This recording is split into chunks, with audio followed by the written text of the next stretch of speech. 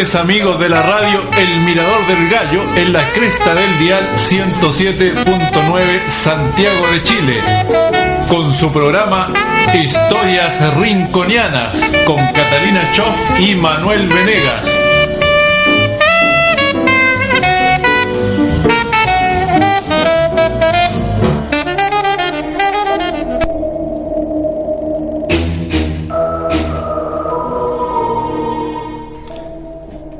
Buenas tardes, estimados amigos de Radio El Mirador del Gallo 107.9 FM para todo Santiago de Chile y el mundo, con tu programa amigo, enigmático, fantasmal de crímenes, mitos y leyendas de Chile y el mundo, historias rinconianas con Catalina Choff y Manuel Venegas. Hoy último capítulo de la revisión del libro El Código Da Vinci de Dan Brown, un gran escritor que camufló la vida real en un libro de mitos y leyendas y una novela histórica.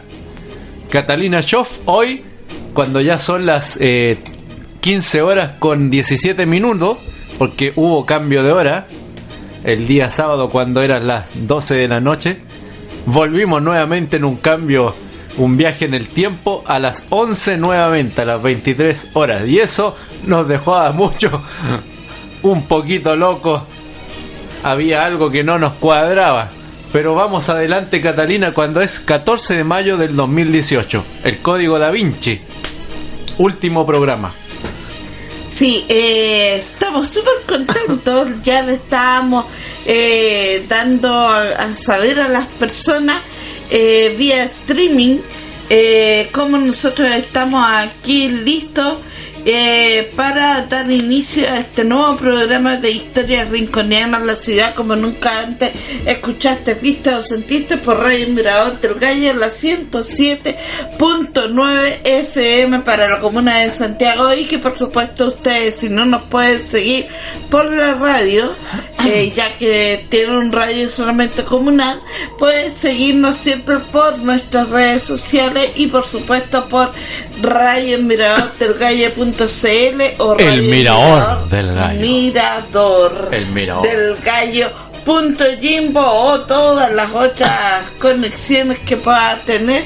Ustedes ahí eligen lo que más les acomode. El día de hoy, un día 14 de mayo del 2018, es un día bastante peculiar, pero no precisamente en el año 2018, sino que en el año 1647, porque a este momento nosotros deberíamos estar con una lluvia torrencial después de haber tenido un terremoto de aquellos en la noche anterior, la noche del 13 de mayo de 1647.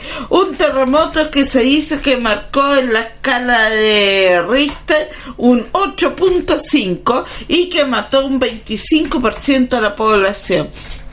Sin embargo, ese número se incrementa por mucho con los días posteriores, ya que las condiciones higiénicas, la cantidad de heridos que quedó y un sinfín de otros factores más hace que este número se duplique y casi triplique con el número de víctimas, dejando a la población de Chile completamente devastada, mermada.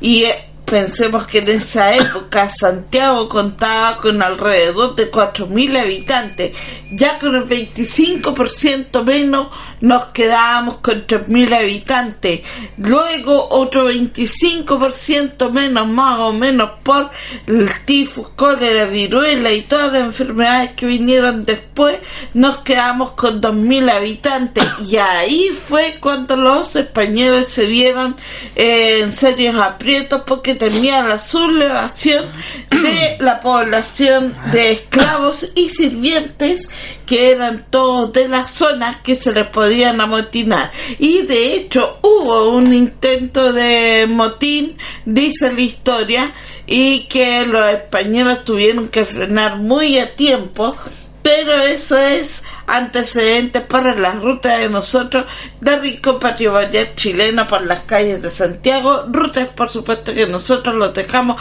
cordialmente invitados, así que atentos siempre a nuestro programa de calendario de actividades. El día de hoy también tenemos que decirles que no solamente un día como hoy estamos viviendo recién al despertar, el amargo despertar de toda esta tragedia del 13 de mayo, sino que también en 1919 se funda la Universidad de Concepción. Así que un saludo muy grande a todas las personas de Concepción, a los de la universidad, sobre todo que en este momento deben estar celebrando su aniversario. Los alumnos seguramente deben estar con kermés, eligiendo reina entre diversión y estudio. Mira, Andrés Donoso nos dice: lo pasamos muy bien ayer, muchas gracias. Y luego Jennifer Álvarez dice: hace mucho tiempo quería participar en sus recorridos y ayer fue el día. A pesar que llegamos tarde a la procesión del Cristo, lo pasamos increíble. Se agradece los obsequios al comenzar, son hermosos, y al premio que gané al final. Excelente iniciativa, lo hacen muy bien y que sigan mejorando cada día. Muchas gracias. Bueno, nosotros también le agradecemos a toda nuestra gente por estar siempre acompañándonos en cada ruta que nosotros hacemos. Tratamos siempre de ir actualizando datos en la medida que nosotros vamos adquiriendo nuevos conocimientos, porque no se crean que nosotros nos quedamos siempre con una sola versión, sino que siempre estamos tratando de buscar más y más. A veces llega por casualidad, a veces lo encontramos porque nosotros así lo queremos, pero llega la información. Ya, ahí está Manuel haciéndose presente en el streaming. Y chiquillos, sigamos también, porque un día como hoy no solamente celebramos a la Universidad de Concepción y recordamos lo que fue el terremoto del 13 de mayo, que dicho sea de paso, ayer fue la ruta de nosotros, una ruta que estamos haciendo todos los años religiosamente para justamente este evento. Un día como hoy nace en 1925 Graciela Romero. Alguien nos preguntaba por ahí en la radio hoy, que nos entrevistó esta semana, el día jueves, qué pasaba con las mujeres. ¿Están o no están presentes en nuestras rutas? Miles y miles. Siempre están presentes, y por supuesto en la efemérides siempre las tenemos ahí. Graciela Romero fue escritora y asistente social, y ella fallece en el año 2011. Y en el año 1932 nace Mario Bichón, político, que fallece en el año 2013. Además de eso, saludamos a los que todavía están vivos, que son Alejandra Herrera, gran actriz nacional, y en 1997 nace Raimundo Rebolledo. Hoy día también tenemos otras celebraciones. En Chile se celebra el Día del Ingeniero, así que un saludo a todos nuestros ingenieros, ¿ya?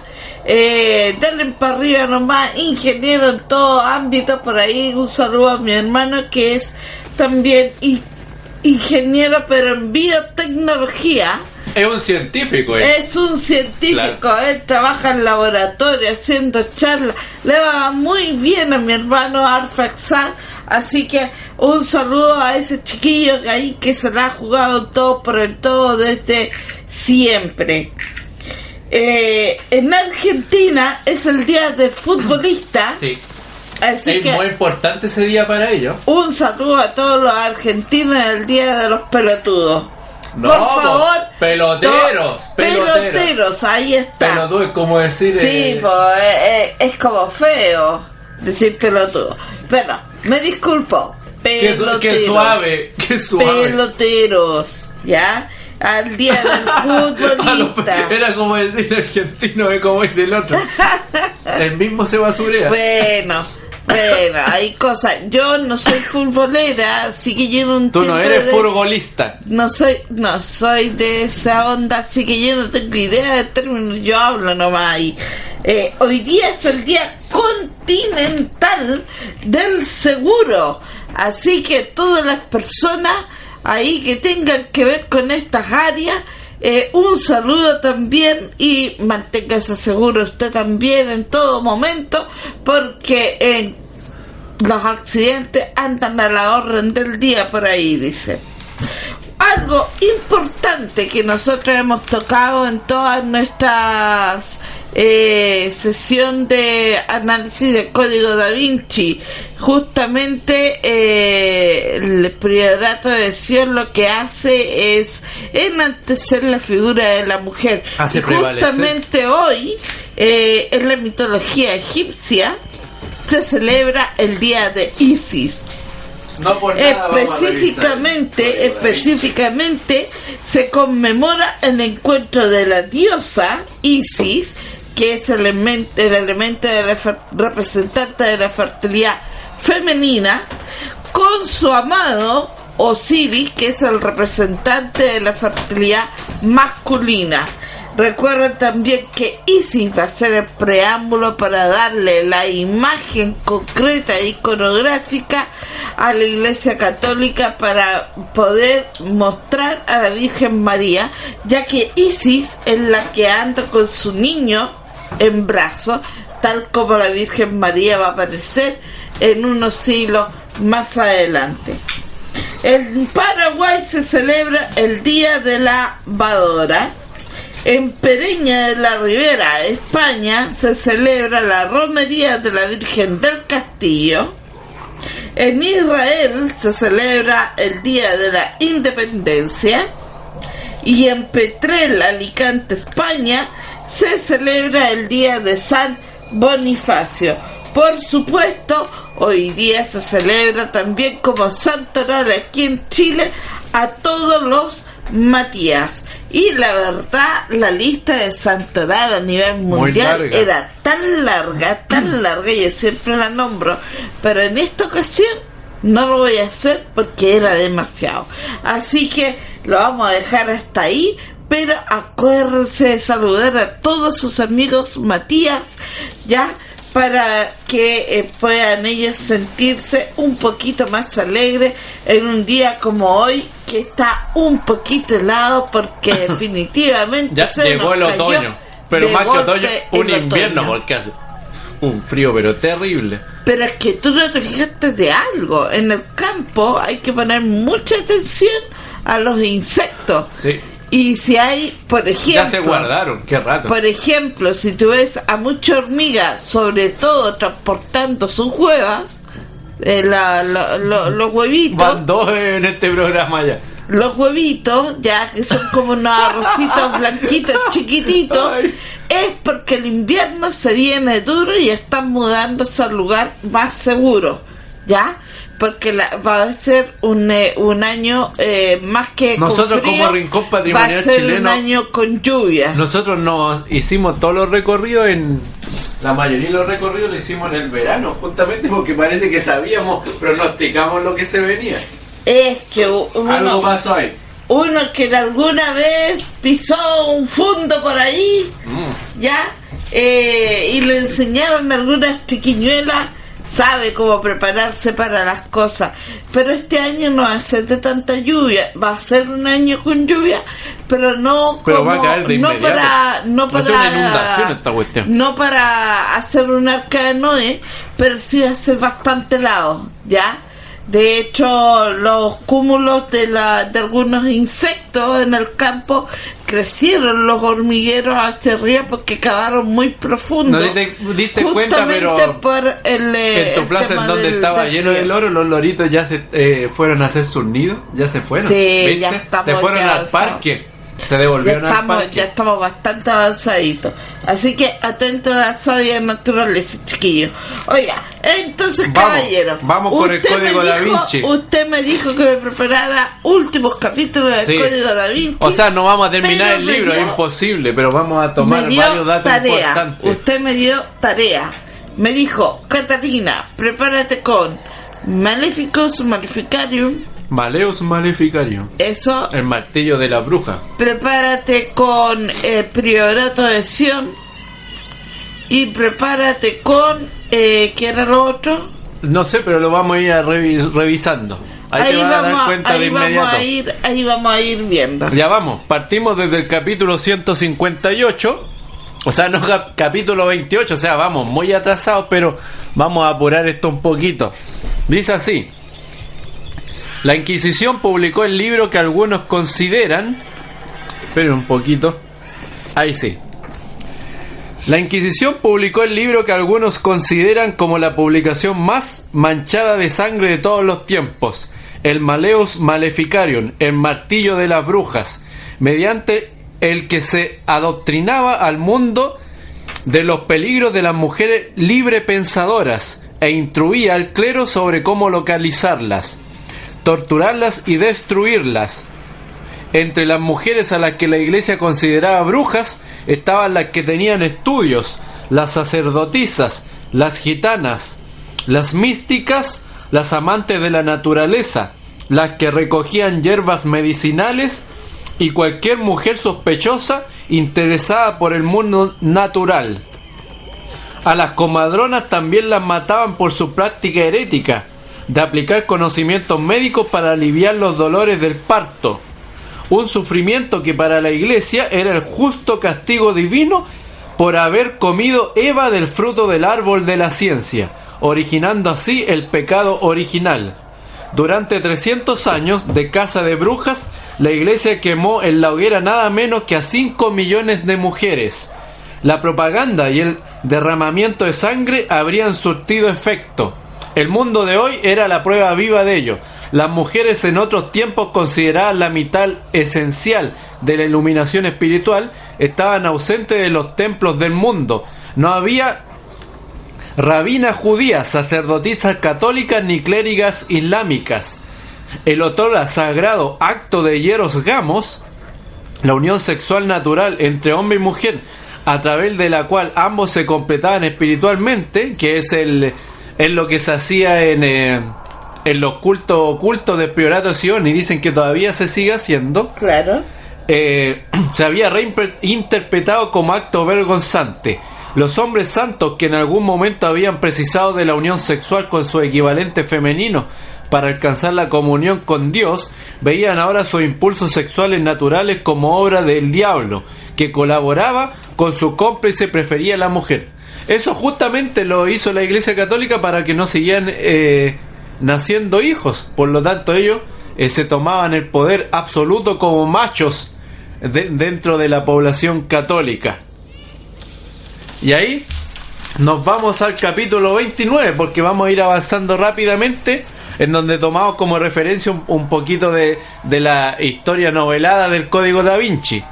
Job 38:11, un versículo de la Biblia. Silas estaba atónito ante aquella diabólica muestra de simplicidad. Así que el lugar secreto que estaban buscando se revelaba en un versículo de la Biblia. La hermandad no tenía límites cuando se trataba de burlarse de los rectos. Job capítulo 38 versículo 11. Es que se puede nombrar de las dos formas. Aunque Silas no recordaba la memoria el contenido de aquel pasaje, sabía que el libro de Job contaba la historia de un hombre cuya fe en Dios soportaba todo tipo de pruebas. Muy adecuado, pensó, apenas capaz de contener su emoción. Volvió un poco la cabeza, recorrió con la mirada el resplandor de la línea rosa y no pudo evitar una sonrisa. Ahí, en lo alto del altar mayor, abierta sobre un atril dorado, reposaba una enorme Biblia encuadernada en piel. De pie en el balcón, Sor Sardine estaba temblando. Hacía solo un momento había estado a punto de salir corriendo a cumplir las órdenes, pero aquel hombre de abajo se había quitado de poco la sotana. y al verse la piel blanca como el alabastro, había quedado sumida en un horrible desconcierto. Tenía la espalda ancha y pálida, atravesada por las marcas sangrientas de los latigazos. Aún desde ahí arriba se notaba que las heridas eran recientes. Abajo Silas había dejado la tablilla sobre el altar y había empezado a pasar las páginas de la Biblia con sus dedos largos, blancos y sudorosos. Retrocedió hasta el Antiguo Testamento y encontró el libro de Job y el capítulo 38. Pasó el dedo por la columna del texto, impaciente por encontrar las palabras que estaba a punto de leer. Ellas indicaban el camino. Encontró el versículo 11 y lo leyó. Solo tenía 6 palabras. Confundido volvió a leerlas con la sensación de que había habido un tremendo error. El versículo rezaba simplemente así: llegarás hasta aquí, no más allá. Y así termina este capítulo. Catalina, te entrego la palabra para que pasemos a las segundas palabras, capítulo importante de este libro. No, la verdad es que yo prefiero que continúe, porque claro, aquí lo que pasa básicamente es que Silas, que ya dimos ya la interpretación, este momento es cuando él mata a la monjita que también pertenecía al priorato, y se empieza Silas a despertar y a cuestionar cuál es realmente su misión. ¿Cómo lo utilizaban? Claro. Exacto. Y que fallece muy mal.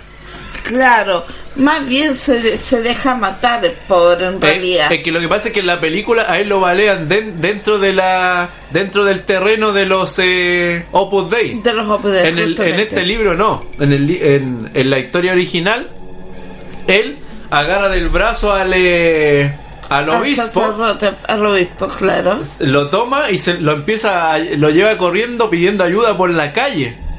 Claro. Y ahí él ya iba baleado y el hombre también, pero se empieza a desvanecer. El mayor orden, el sacerdote mayor de la orden de los Opus Dei, él se salva en el hospital y lo dejan libre. Y Silas termina desangrándose en la calle. No así en la película, que lo vale. Él muere tocándole el corazón en la película, a este personaje. Y ahí fallece uno y fallecen los dos juntos. Que en la película trató de que fuera más emocionante, más romántico, por decirlo de alguna forma. Por eso que a los chiquillos, cuando les dan tarea en el colegio, les ven dicen, la película, están equivocados. El libro, no es lo mismo. Y los chiquillos dicen, voy a ver la película, es lo mismo. Tiene nada que ver. No es lo mismo siempre. De hecho, en los libros vienen mucho simbolismo, muchas cosas entre medio. Que no se puede demostrar en la película. Que no se puede demostrar. Quedan cortos. Pero en este caso, la verdad es que es el despertar de Silas más que nada, y la muerte nunca va a representar algo malo, sino que es el cambio de un proceso, ¿ya? Así lo tomo yo. Él ya está viendo su muerte cerca, está viendo el cambio de un proceso. Capítulo 30, avanzamos. ¿Qué otra cosa si no podría haber querido indicarme? La obra que estaba examinando era un lienzo de poco más de metro y medio de alto. La extraña escena que Leonardo había pintado incluía una Virgen María en una postura muy forzada, sentada sobre un peligroso risco con el niño Jesús, San Juan Bautista y el ángel Uriel. Estamos en el museo con los dos personajes principales. Claro. Cuando era pequeña no había visita a la Mona Lisa que terminara sin que su abuelo le llevara hasta el otro lado de la sala para admirar aquel segundo cuadro. Abuelo, estoy aquí pero no lo veo. Detrás de ella oía que el guardia intentaba pedir ayuda por radio. Piensa, visualizó el mensaje garabateado en el cristal protector de la Mona Lisa. No, verdad, lacra Iglesias. La pintura que tenía delante carecía de la protección de un vidrio sobre el que escribir ningún mensaje. Y Sofía sabía que su abuelo nunca habría profanado aquella obra maestra escribiendo algo directamente encima. Se detuvo un instante, al menos no en el anverso. Miró instintivamente hacia arriba, hacia los cables que colgaban del techo y sostenían el cuadro. Era posible, sostuvo el lado izquierdo del marco y tiró hacia ella. Aquella pintura era grande y el lienzo se combó un poco cuando la separó de la pared. Sofía metió la cabeza y los hombros detrás y la separó de la pared. Sofía... ¡Ay, ya está! Pues estoy enredado yo. Sofía metió la cabeza y los hombros detrás y enfocó con la linterna para inspeccionar el reverso. No tardó mucho en darse cuenta de que su instinto había fallado. En aquella ocasión, allí no había nada, ni una sola letra violácea brillando a la luz, solo el reverso manchado de marrón por el paso del tiempo. Un momento, los ojos de Sofía se fijaron en el destello inesperado de un trozo de metal alojado cerca del ángulo inferior de la estructura del marco. Era un objeto pequeño parcialmente encajado en el punto en que el lienzo se unía al marco. De ahí colgaba una cadena de oro brillante. Ante el total asombro de Sofía, la cadena estaba unida a una llave dorada que le resultaba conocida. La base, ancha y trabajada, tenía forma de cruz y llevaba grabado el sello que no había visto desde que tenía 9 años, la flor de lis con las iniciales PS, Priorato de Sion. En aquel momento, Sofía sintió el fantasma de su abuelo que le susurraba al oído: cuando llegue el momento, la llave será tuya. Sintió que se le hacía un nudo en la garganta al darse cuenta de que su abuelo, aún en el momento de su muerte, había cumplido su promesa. Y de aquí nos vamos al capítulo 32. Ay, voy a hacer una acotación, ya, porque tú mencionaste un cuadro donde salía Uriel. Sí. Uriel es un arcángel, uno de los 7 arcángeles, que es bastante poco nombrado en comparación con otros. Y este ángel es un ángel arcángel protector, pero representante del fuego. Y recordemos de que está relacionado también con el elemento oro, pero en una función alquímica. Estamos acercándonos a la perfección misma.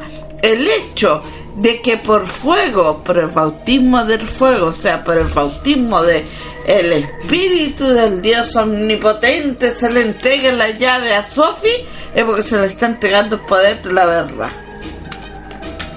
Capítulo 32. No crea que estamos leyendo los capítulos completos, estamos sacando lo más interesante solamente. Usted después va y compra el libro y lee las 600 hojas, o escuchan los 3 capítulos que hicimos de este libro de Dan Brown. No, verdad, lacra, Iglesias. Esa era las palabras escritas. La rapidez mental de Sophie la había impresionado. Ve a la Virgen de las Rocas.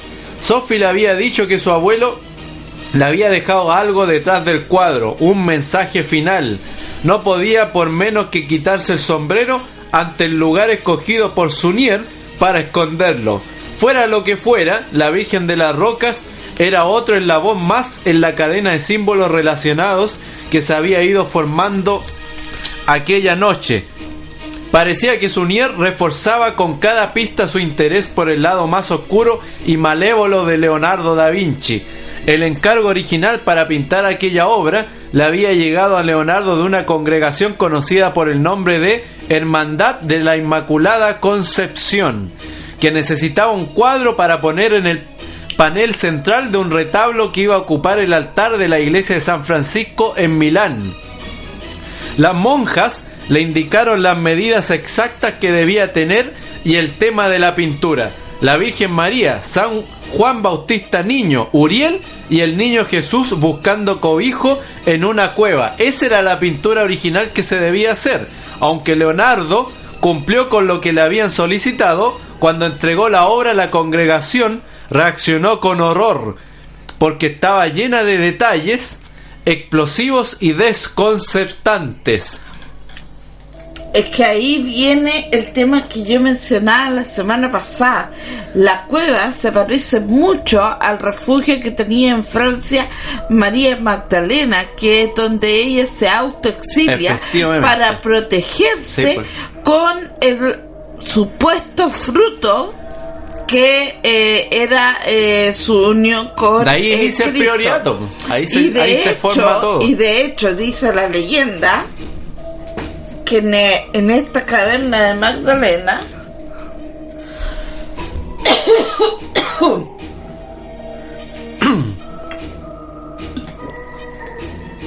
en esta caverna de la Magdalena, eran los ángeles los que iban a protegerla. Pero más aún, si uno se fija geográficamente dónde estaría esta caverna, es una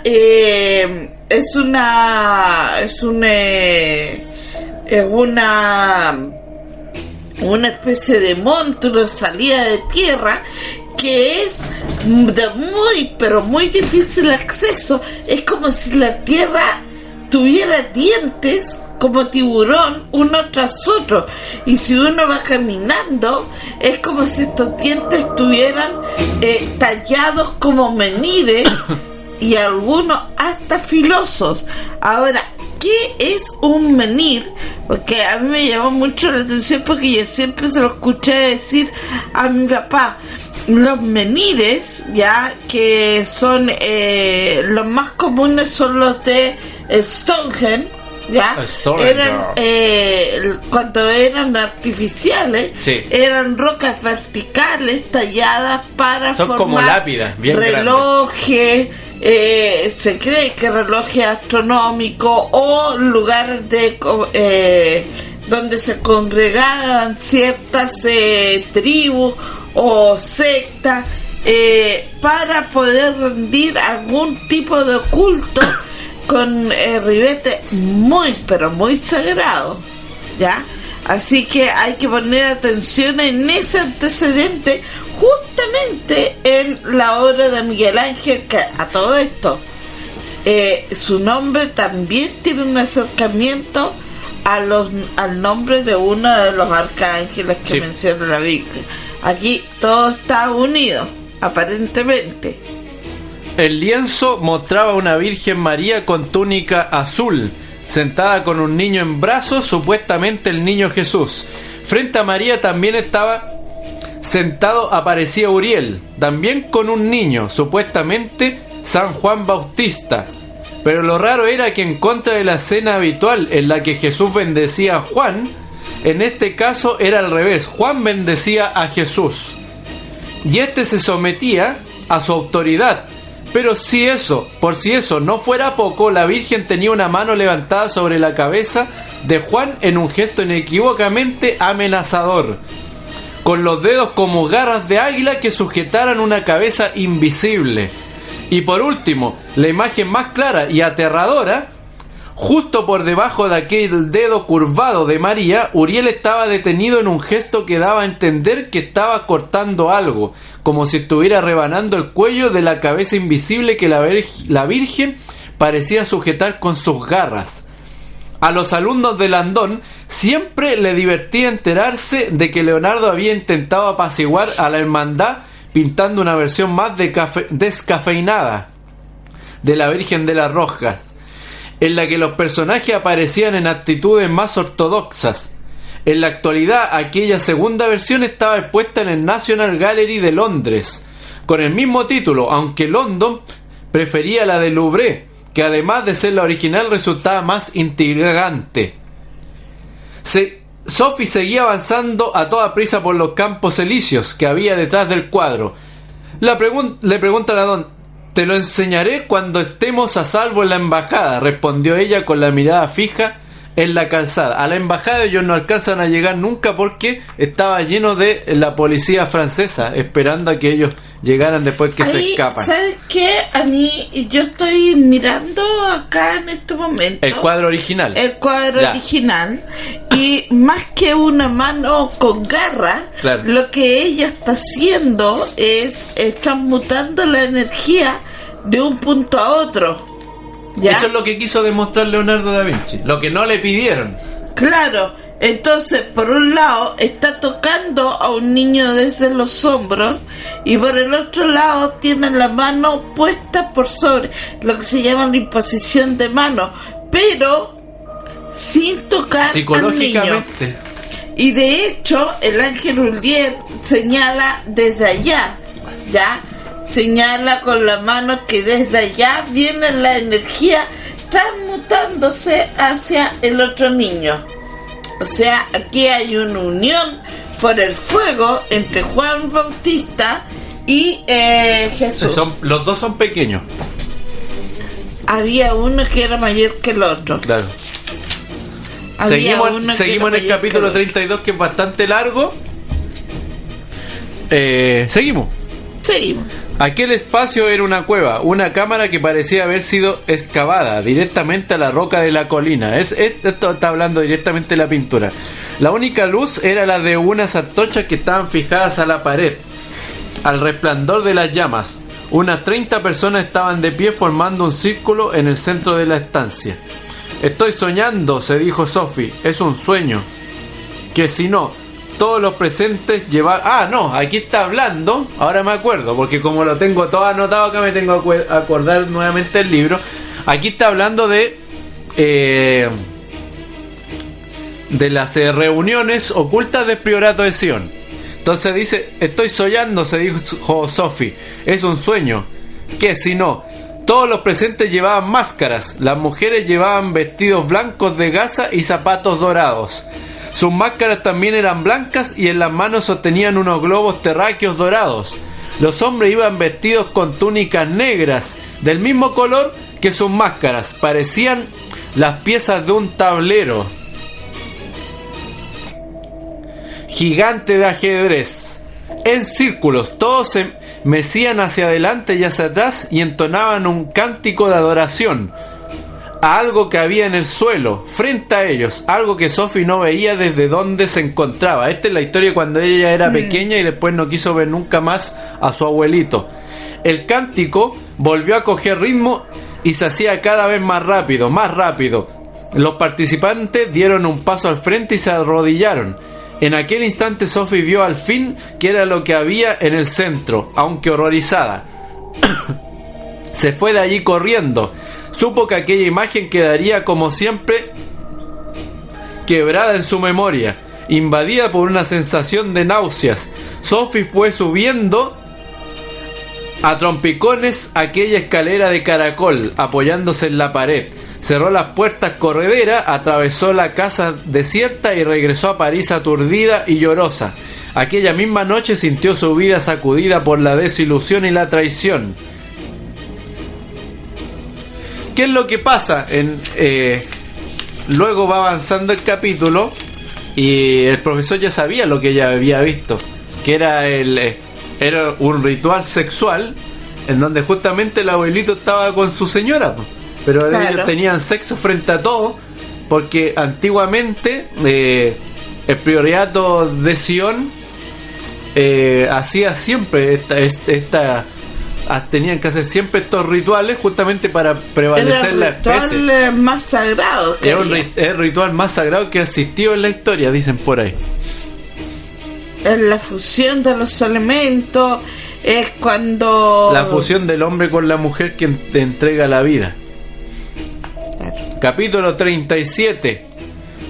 Aquí en el capítulo 37 es cuando él le cuenta... el tema de los templarios a Sophie en este parque que existe, un parque de mala muerte en donde los árboles son muy grandes, donde se hacen puras cositas malas ahí en día y noche. Un parque que nadie va a visitar, que existe en París. Al boscoso parque conocido como Bois Boulogne se le daban muchos otros nombres, pero los más enterados lo conocían como el Jardín de las Delicias.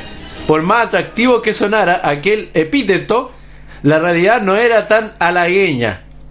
Cualquiera que hubiera visto el cuadro del Bosco del mismo nombre entendería al momento la broma. Bueno, por el que en el cuadro le muestra lo que realmente se hacía ahí.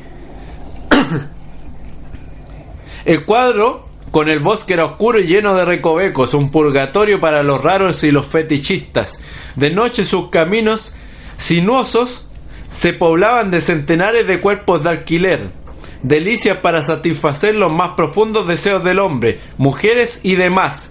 Mientras Landon ponía en orden sus ideas para hablarle a Sophie del Priorato de Sion, el taxi atravesó el arbolado acceso al parque y empezó a dirigirse hacia el oeste a través de una calle adoquinada. ¡Dios mío!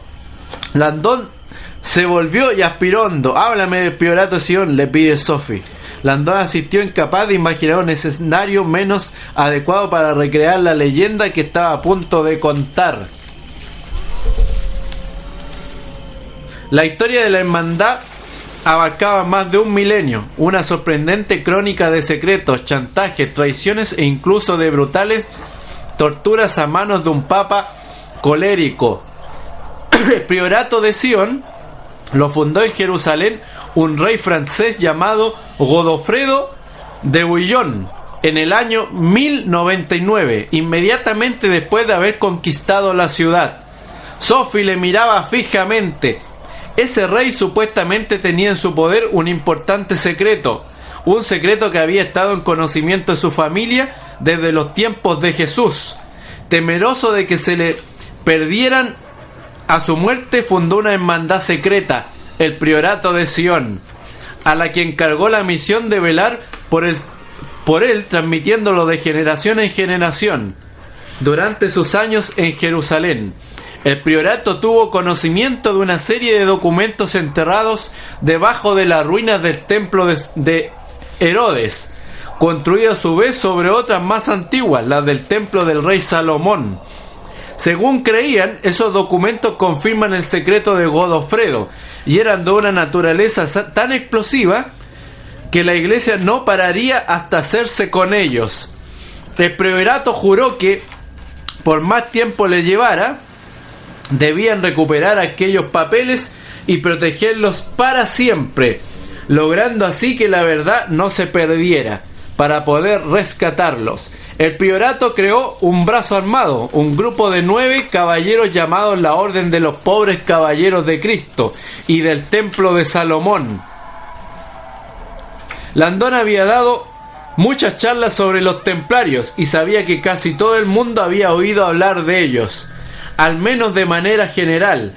Para los estudiosos, la historia de los templarios era un mundo incierto donde hechos, leyendas y errores se confundían hasta tal punto que resultaban prácticamente imposible de extraer algo de verdad de ellos. En los tiempos que corrían, Landón a veces no le gustaba ni mencionar en sus conferencias, porque invariablemente suscitaban un montón de preguntas confusas sobre todo tipo de teorías conspirativas. Más está diciendo que Priorato de Sion creó la Orden de los Templarios para recuperar una serie de documentos secretos. Yo creía que su misión era proteger la Tierra Santa. Eso es un error frecuente. La idea de la protección de los peregrinos era el disfraz bajo el que los templarios llevaban a cabo su misión. Su verdadero objetivo en Tierra Santa era rescatar los documentos enterrados debajo de las ruinas del templo. ¿Y los encontraron?, le pregunta. Nadie lo sabe ni acierta, pero en lo que todos los estudiosos coinciden es que sí encontraron algo enterrado en las ruinas, algo que les hizo ricos, poderosos, más allá de lo imaginable.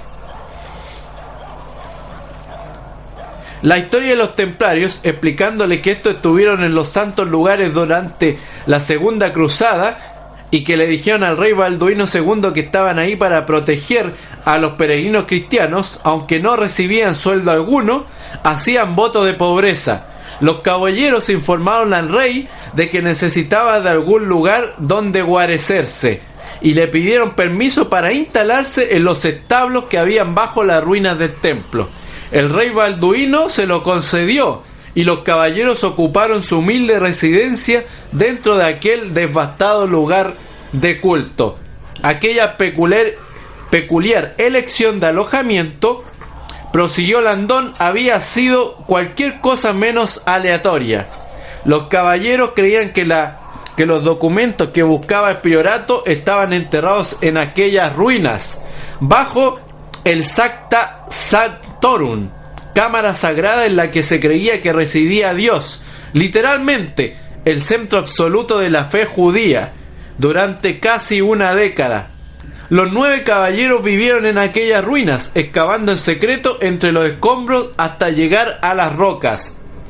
¿Y dices que lo encontraron?, le pregunta. No hay duda, respondió Landón, que le explicó que les había costado 9 años, pero que al fin habían encontrado lo que estaban buscando.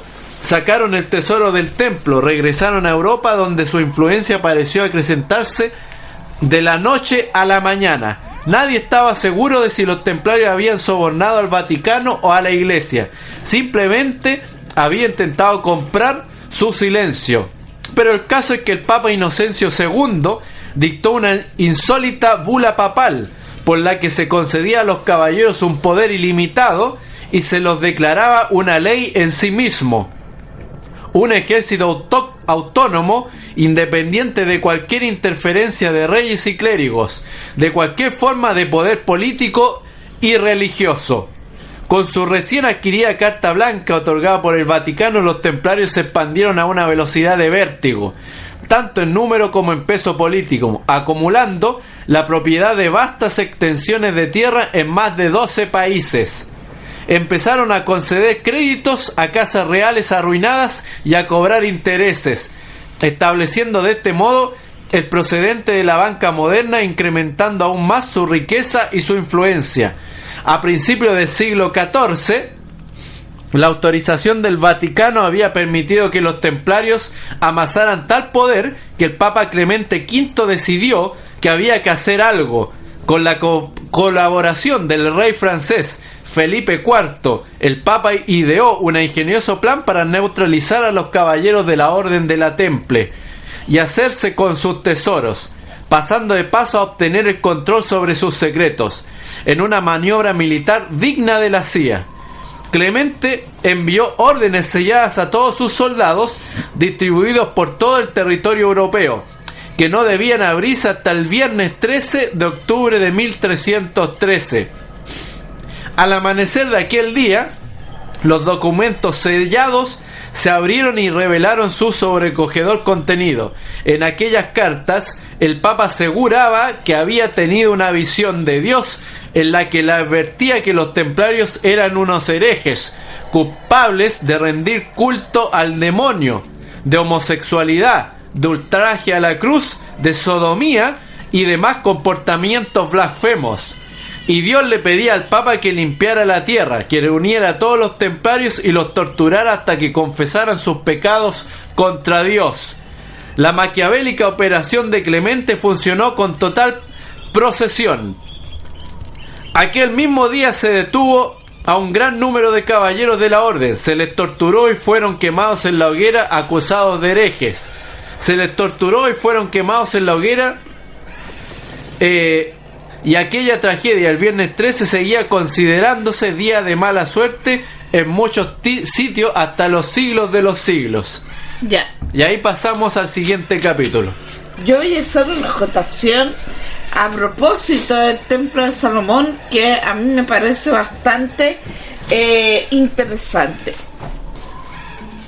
De paso, le damos un saludo a las personas que se han unido a la transmisión del día de hoy: a María Jesús R. Gemi, a Tíferes Señoret y a la persona representante del grupo Bárbara Wood, escritora.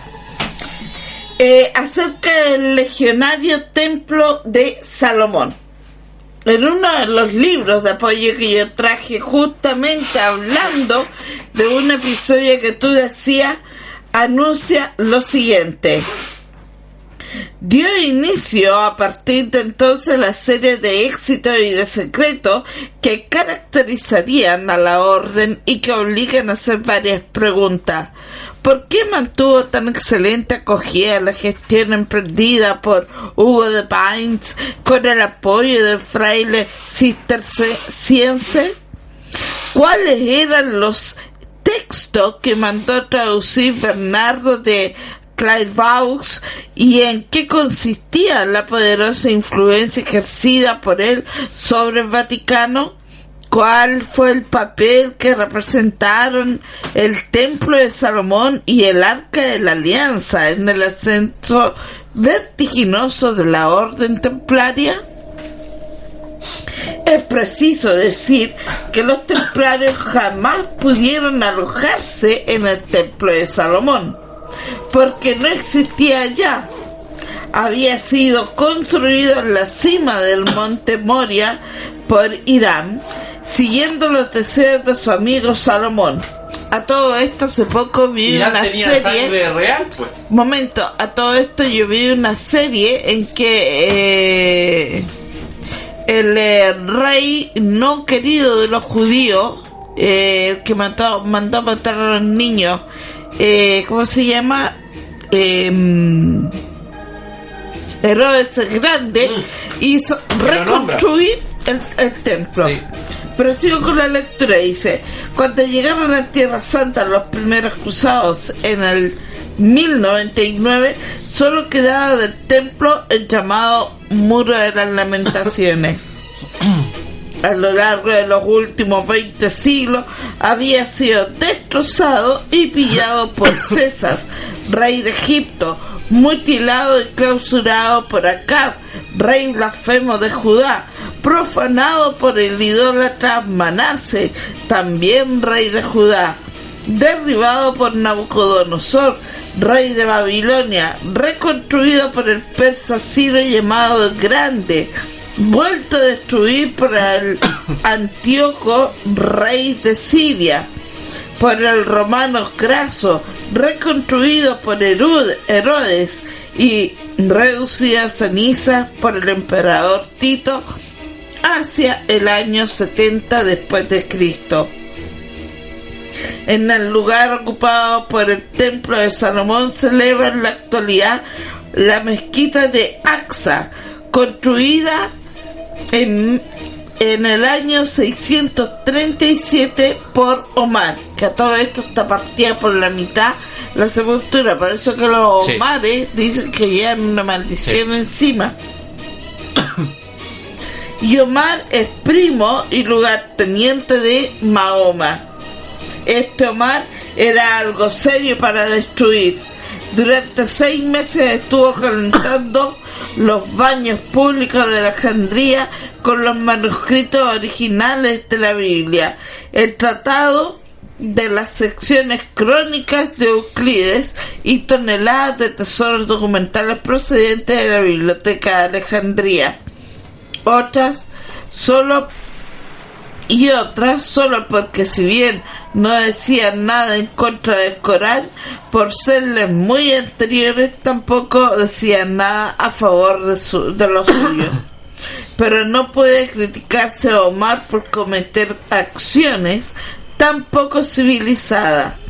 Fray Diego de Landa mandaría quemar en Yucatán en el siglo XVI valiosos documentos mayas solo porque iban en contra de la religión cristiana, y el cardenal Cisneros haría lo mismo públicamente con los 8.000 manuscritos árabes de la Biblioteca de Granada.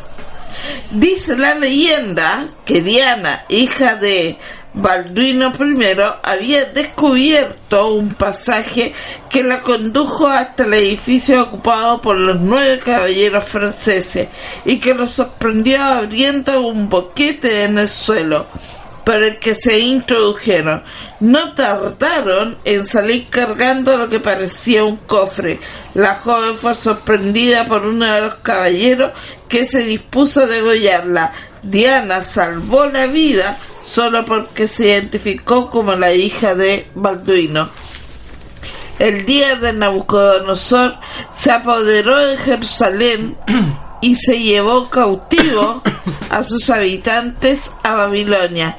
Se dice que los sacerdotes judíos tuvieron tiempo de ocultar el arca en un lugar secreto, debajo de lo que es el Muro de las Lamentaciones. El día que regresaron los judíos a la ciudad, reconstruyeron el templo y sería vuelto a destruir más tarde por los romanos. En el arco triunfal de Tito, que se encuentra en Roma, un bajorrelieve muestra a uno de los soldados romanos cargando los trofeos obtenidos en Israel. Se cuentan entre ellos la mesa de los panes, el candelabro de 7 brazos y las trompetas sagradas, pero no aparece por ningún lado el arca de la alianza. ¿Significa esto que las legiones de Tito no lograron dar con ella? Sin embargo, la esfinge del arca aparecerá en la catedral construida en la ciudad de Francia poco después de crearse la orden del templo.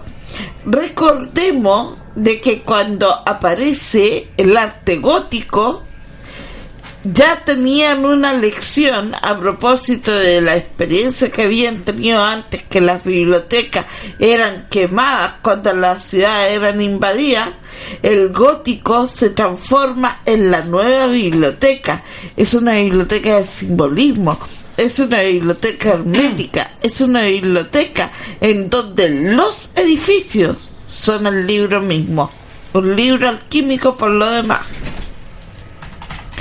Dice, sin embargo, la esfinge del arca, como les decía, aparecería en una catedral construida en una ciudad de Francia poco después de crearse la orden del templo o del temple, lo cual podría probar la relación que existió entre los templarios y el objeto sagrado.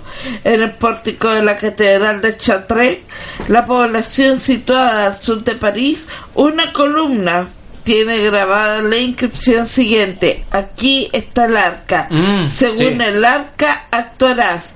Más arriba puede verse un carruaje que transporta el arca cubierta de un velo. ¿Demostraría esto que los templarios lograron hallar el arca, como dicen en la leyenda, y que la transportaron hasta Francia para depositarla bajo el suelo de la catedral de Chartres? Una de las más hermosas de Europa, igual que la Gran Pirámide, y ojo ahí, fue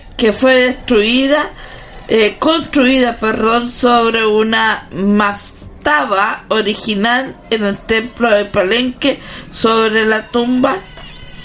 Ahora bien, si tanto se ha mencionado en páginas anteriores el Arca de la Alianza, ¿no será acaso conveniente explicar en qué consiste y en qué circunstancia apareció en el pueblo hebreo? A todo esto, nosotros estamos revisando justamente el Código Da Vinci, porque dentro de los primeros capítulos que nosotros comenzamos como Historias Rinconianas, hablamos de la ciudad de los Césares, y el Arca de la Alianza es un elemento que ha estado que constante que cambio a buscar de varios. Y según dicen algunos historiadores, según dicen algunos cronistas del año 1500, 1400 inclusive, de que hubo gente que se vino a América, ya sea por el norte o por el sur, y que anduvieron con estos elementos sagrados.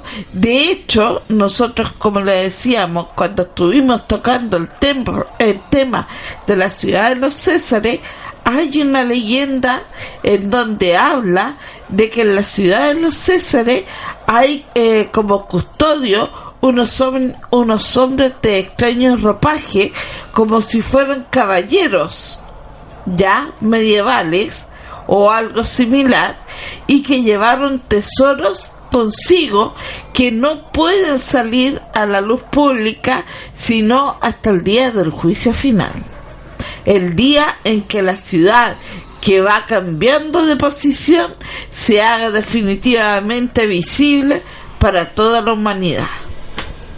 Te dejo la palabra. Capítulo 38. En el asiento trasero del taxi, Sophie no le quitaba la vista de encima a Landon. Está de broma, el Santo Grial. Landon asistió muy serio. San Grial. Es literalmente Santo Grial. ¿Santo Grial? ¿Cómo es que no había visto al momento la conexión lingüística? Con todo, le parecía que lo que decía Landon no tenía sentido. Yo creía que el Santo Grial era un cáliz, y tú dices que es una serie de documentos que revelan un oscuro secreto. Sí, pero los documentos del San Grial son solo la mitad del tesoro del Santo Grial.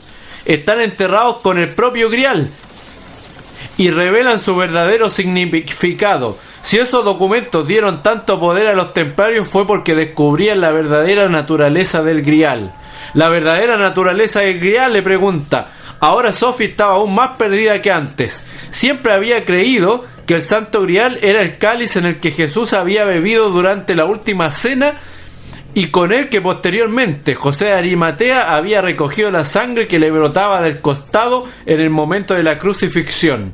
El Santo Grial es el cáliz de Cristo, dijo. Menos complicado no puede ser. Sophie le susurró a Landon, acercándose a ella. Según el Priorato de Sion, el Santo Grial no es en absoluto un cáliz. Aseguran que la leyenda del Grial, que afirma que se trata de una copa, es de hecho una ingeniosa alegoría, es decir, que la historia del Grial usa el cáliz como metáfora de otra cosa, de algo mucho más poderoso. Hizo pausa.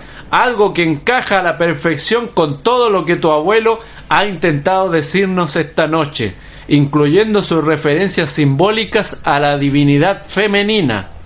Aún sin seguirle de todo, Sophie veía en la paciente sonrisa de Landon que éste entendía su confusión. Pero si el Santo Grial no es un cáliz, entonces ¿qué es? Landon sabía que aquella pregunta iba a llegar, pero todavía no había decidido cómo contárselo exactamente. Si no le exponía las respuestas en su adecuado contexto histórico, Sophie se quedaría con una vaga sensación de desconcierto, la misma que había visto en el rostro de su editor unos meses atrás, cuando Landon le había pasado el borrador del texto en el que estaba trabajando. ¿Qué es lo que sostienes en tu trabajo?, le preguntan.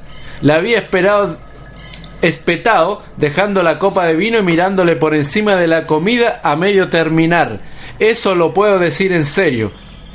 Pues lo digo en serio, me he pasado un año investigando. El destacado editor neoyorquino Johan Fullman se tocó la perilla nervioso. Había oído muchas ideas peregrinas para libros a lo largo de su carrera en el mundo editorial, pero aquella le había dejado boquiabierto. Robert le dijo finalmente: no me malinterpretes, pero encanta tu trabajo. Y hemos hecho muchas cosas juntos, pero si acepto publicar una idea como esta tendré que aguardar manifestaciones a la puerta de la editorial durante meses, y además tu reputación se va a ir a pique. Eres un historiador licenciado en Harvard, por el amor de Dios, y no un charlatán cualquiera ávido de dinero. ¿Dónde vas a encontrar pruebas fehacientes para defender una teoría como esta? Esbozando una tímida sonrisa, Landon se sacó un trozo de papel del bolsillo y se lo alargó a Faulkman. Se trataba de una lista de más de 50 títulos, libros escritos por historiadores muy conocidos, algunos de ellos contemporáneos, otros de hace varios siglos, muchos de los cuales habrían sido auténticos bombazos en el mundo académico. Los títulos de todos presentaban las mismas premisas que Landon acababa de exponer mientras Faulkman lo leía. Iba poniendo la cara del que acaban de enterarse de que en realidad la Tierra es plana. Algunos de estos autores los conozco y son historiadores serios. Como ves, Jonas no se trata solo de una teoría, lleva bastante tiempo circulando por ahí. Lo único que yo pretendo es basarme en algo que ya existe para llegar más lejos. Ningún libro ha indagado aún en la leyenda del Santo Grial desde un punto de vista simbólico. Las pruebas iconográficas que estoy encontrando para apoyar mi teoría son buenos, totalmente persuasivas. El Santo Grial es probablemente el tesoro más buscado de la historia de la humanidad. Ha suscitado leyendas, provocado guerras y búsquedas que han durado vidas enteras. No sería absurdo que fuera solo un cáliz. De ser así, entonces habría otras reliquias que despertarían un interés similar y hasta superior: la corona de espinas, la cruz de la crucifixión, el títulos o inscripciones INRI sobre la cruz, cosa que no ha sucedido a lo largo de la historia. El Santo Grial ha sido el más especial. Landon embozó una sonrisa y ahora ya sabes por qué.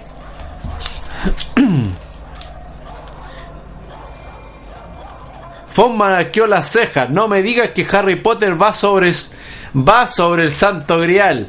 No me refería a la Biblia. Faulkman levantó la cabeza. Ya lo sabía. Los gritos de Sophie hicieron temblar el aire en el interior del taxi. ¡Suéltelo! Landon dio un respiro al ver que Sophie se echaba hacia adelante le gritaba al taxista. Vio que éste había cogido el aparato de radioteléfono y estaba hablando por él. Le estaba avisando a la policía de que iba con ellos, porque ellos eran los más buscados en Francia. Peleándose, capítulo 40, peleándose con el cambio de marcha, Landon consiguió llevar el taxi hasta el otro extremo del Bois Boulogne. O sea, ellos hicieron del tanque y sacaron a patada al taxista. Por desgracia, lo cómico de la situación quedaba eclipsado por el constante mensaje que le llegaban por radio desde las centrales. Entonces él le inicia y le empieza a contar el profesor a Sophie. Una cruz cuadrada como la de esta llave. Landon notó que la imaginación empezaba a disparársele al pensar en lo que se iba a encontrar. El Santo Grial. Casi soltó una carcajada al darse cuenta de la absurda de aquella fantasía. Se creía que Grial estaba en algún lugar indeterminado de Inglaterra, enterrado en una cámara oculta bajo una de las muchas iglesias de la Orden del Temple, y que habían estado ahí escondidas al menos desde el año 1500. Y es por eso que cuando Santiago es fundado en 1541 se dice no, estos personajes venían con algo muy parecido al Santo Grial, pero eso lo vamos a contar en otra oportunidad. Obvio. La época del gran maestro Leonardo da Vinci. El priorato, para mantener sus valiosísimos documentos a buen recaudo, se había visto obligado a trasladarlos muchas veces durante los siglos anteriores. Hoy en día los historiadores sospechan que desde su llegada a Europa procedente de Jerusalén, el Grial había cambiado de sitio en al menos 6 ocasiones. La última vez que fue avistado fue en 1447, cuando numerosos testigos oculares describieron un fuego que se declaró y casi destruyó los documentos, antes de que estos fueran trasladados en 4 enormes arcones, tan pesados que para moverlo hicieron falta 16 hombres. Después de aquello, nadie declaró haber visto el Santo Grial. Lo único que persistió fue el rumor ocasional de que estaba escondido en Gran Bretaña, la tierra del rey Arturo y los caballeros de la Tabla Redonda.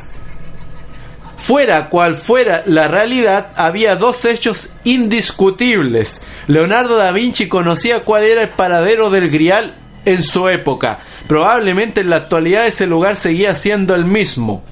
Por aquel motivo los apasionados del Grial seguían escrutando la obra pictórica y los diarios de Leonardo con la esperanza de desentrañar alguna pista secreta sobre su actual ubicación.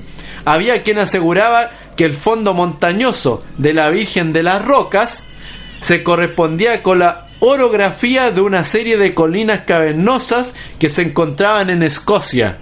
Otros insistían en que la sospechosa disposición de los discípulos de la Última Cena suponía algún tipo de código, y también se decía que la radiografía realizada a la Mona Lisa revelaban que originalmente Leonardo la había pintado con un colgante de lapislázuli de la diosa Isis, detalle que más tarde decidió eliminar pintando otra cosa encima. Landon nunca había visto ninguna prueba de la existencia de aquel colgante, ni imaginaba de qué manera podía servir para revelar la existencia del Santo Grial, pero los aficionados al Grial no se cansaban de comentar y debatir aquel dato en los foros y en los chats especializados de la internet.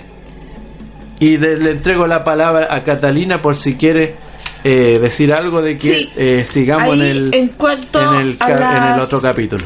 A mí me llama mucho la atención siempre el tema de Francia, ¿ya? Sobre todo de lo que es el arte gótico, y que nosotros lo hemos tocado en algunas rutas que nosotros tenemos de Santiago, ruta arquitectónica. Porque, como yo les decía, con el surgimiento del arte gótico nace esta idea de libros hechos arquitectura, sí, en donde solamente los maestros y entendidos pueden identificar y leer correctamente los edificios y el simbolismo externo e interno de estos templos en la frecuencia necesaria. Acá yo tengo un documento que dice al respecto lo siguiente. Fue a partir del regreso a Francia, por eso que a mí me gusta el tema de Francia, de algunos caballeros templarios hacia el año 1124, que se iniciaría el movimiento cultural que transformó a la Europa medieval. Y solo en 2 siglos, entre el 12 y el 14, dio comienzo también a la construcción de iglesias góticas. Ya aparecieron de improviso en toda su majestuosidad, como si hubieran sido edificadas por arquitectos que conocieran ya su oficio y que dispusieron de sumas ilimitadas de dinero. Tan solo en Francia se levantaron en aquel corto plazo no menos de 150 enormes templos del más hermoso estilo gótico. Entre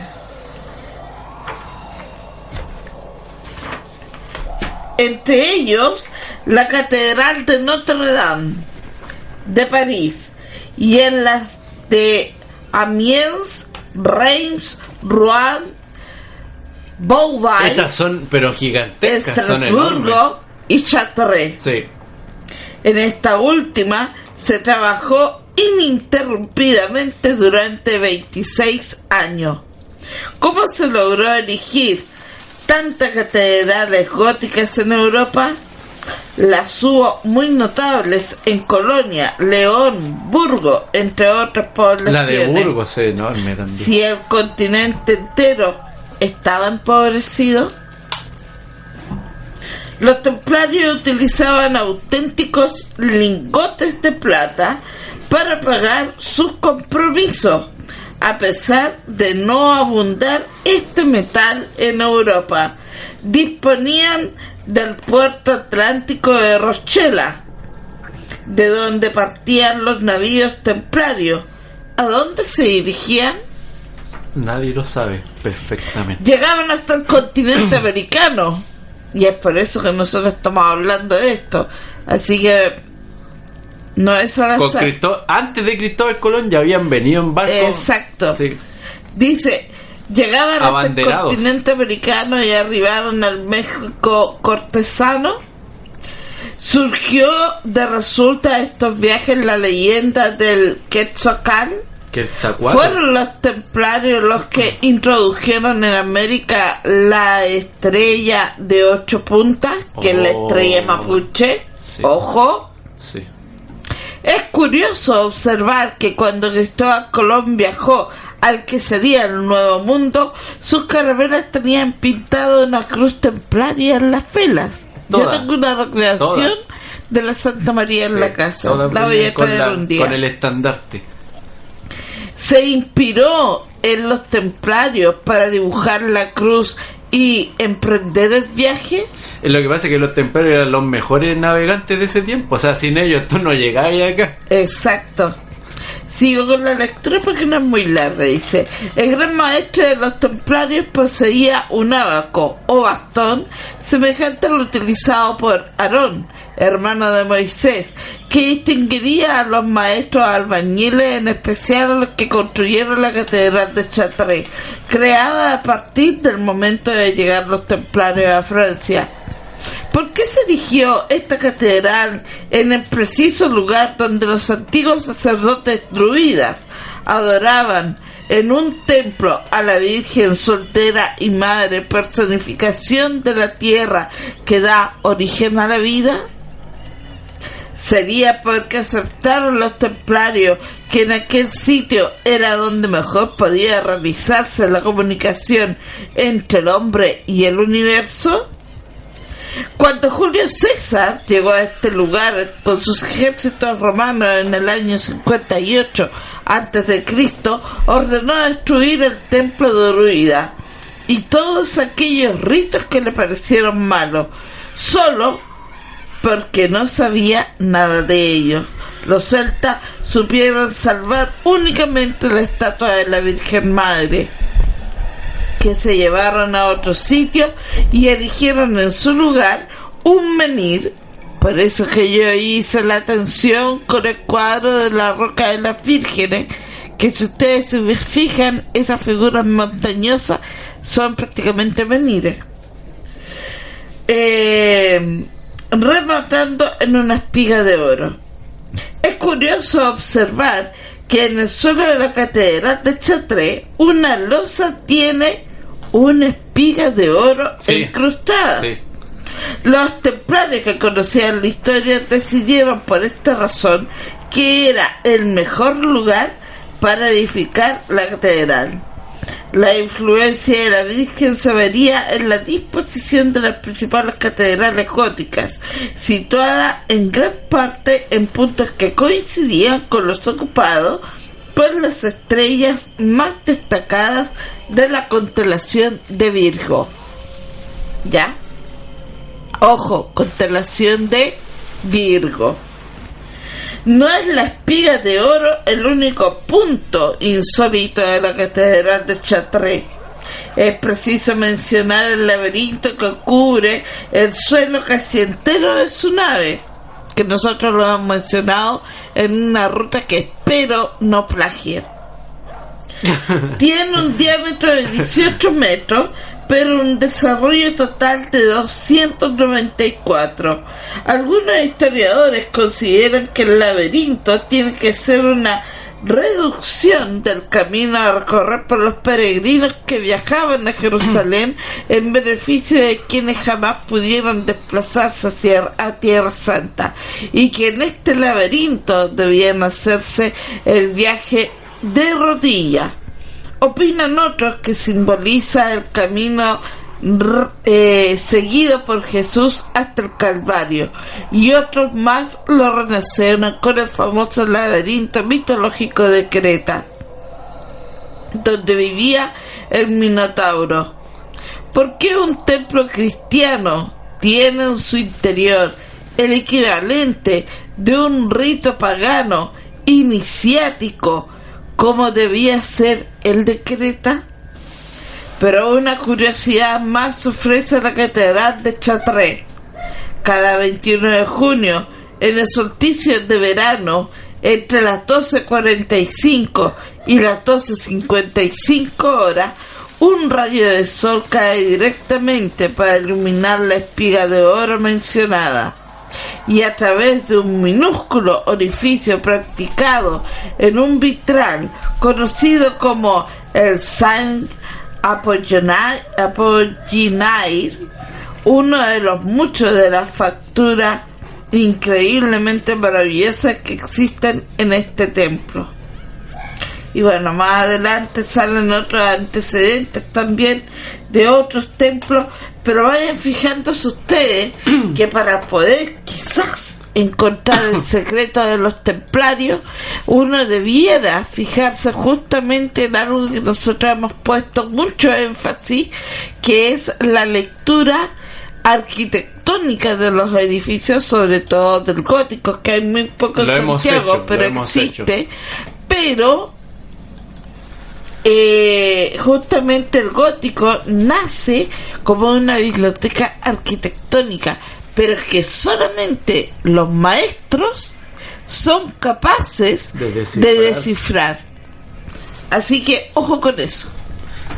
Pasamos al capítulo 44, que es cuando ellos, a partir de la llave que les deja el abuelito de Sofía Sunier en el museo, ellos van a la dirección del banco suizo, en donde ellos se encuentran con una cajita muy especial, en donde encuentran una cajita que va adornada con una rosa, y adentro de la rosa vienen unas maquinitas bien especiales, unos códex, que son unas cajitas en donde uno, para abrirlos, tiene que...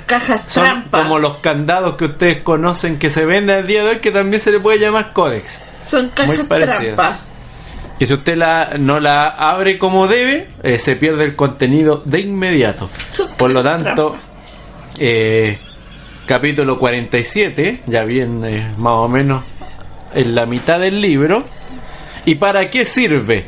Teniendo en cuenta los acontecimientos de la noche, Sofía sabía que la respuesta podría tener implicaciones interesantes. Se trata de una especie de caja fuerte que sirve para guardar información secreta, los códex.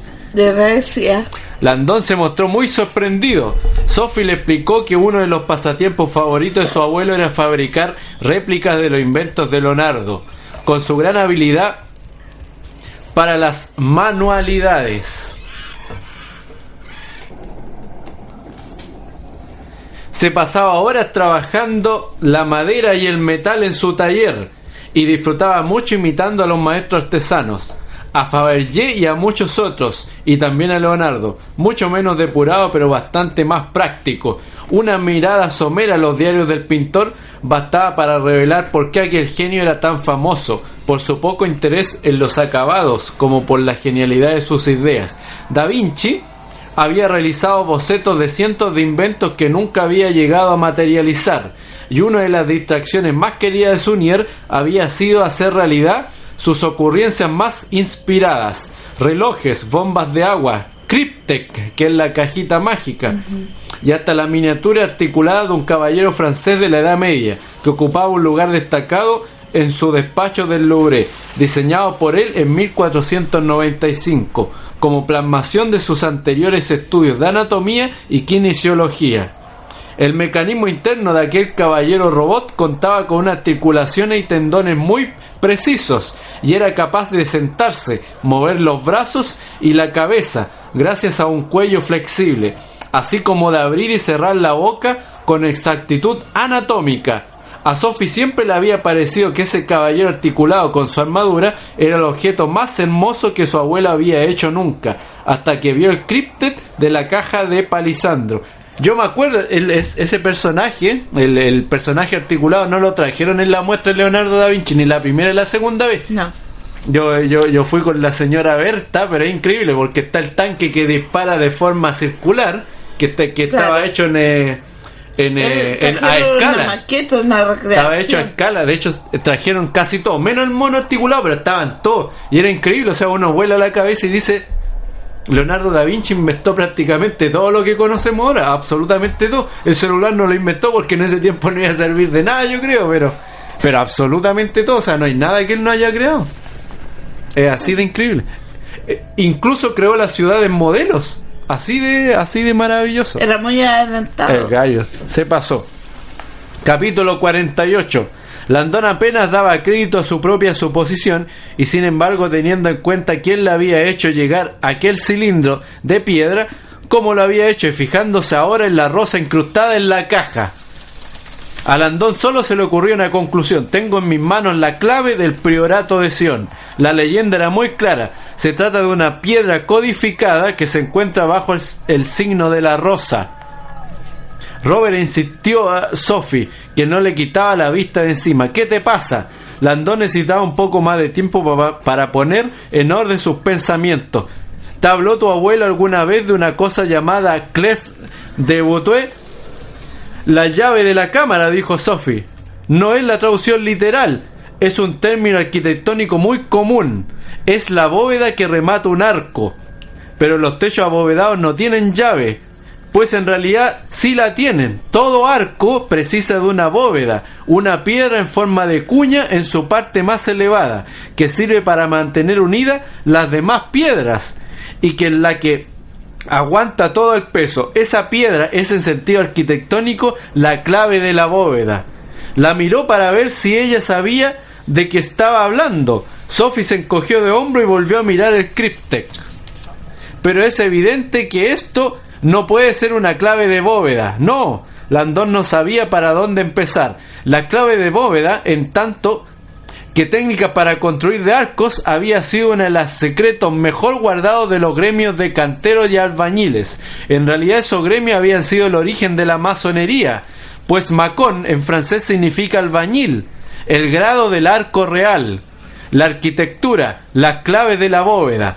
Todo estaba interconectado. El conocimiento secreto, en realidad, al uso de una clave en forma de cuña para la construcción de un arco abovedado, era en parte lo que había convertido a los constructores en artesanos ricos, y lo guardaban celosamente. Las claves de bóveda siempre habían estado rodeados de un halo de secretismo, y sin embargo el cilindro de piedra que contenía la caja de Palisandro tenía que ser evidentemente algo bastante distinto. La clave del priorato, si es que eso era lo que tenían entre sus manos, no era exactamente lo que Landón había imaginado. ¿Qué te parece, Catalina, cuando habla eso? Porque nosotros vamos a la iglesia del Niño Jesús de Prago, y efectivamente tiene la clave de la bóveda, que es justamente esa piedra que remata lo más alto del arco, que llevan todas las puertas, los portones gigantescos. Capítulo 55. Ya vamos bien adelantados cuando hemos llegado a un total de... Esto no pasaba hace tiempo, Catalina, esto te va a sorprender. Sí. Pero... aquí en mi computador está como un poquito lento, sí. El tema se me pegó. Hemos llegado a un total de 1000 personas. Eso no pasaba de hace rato. Hace mucho tiempo. Oye, un saludo a todo esto a Isabel Alarcón, nuestra fiel ahí seguidora, y también a nuestro amigo colombiano José Luis Vivero, ya que también se unió a la transmisión del video.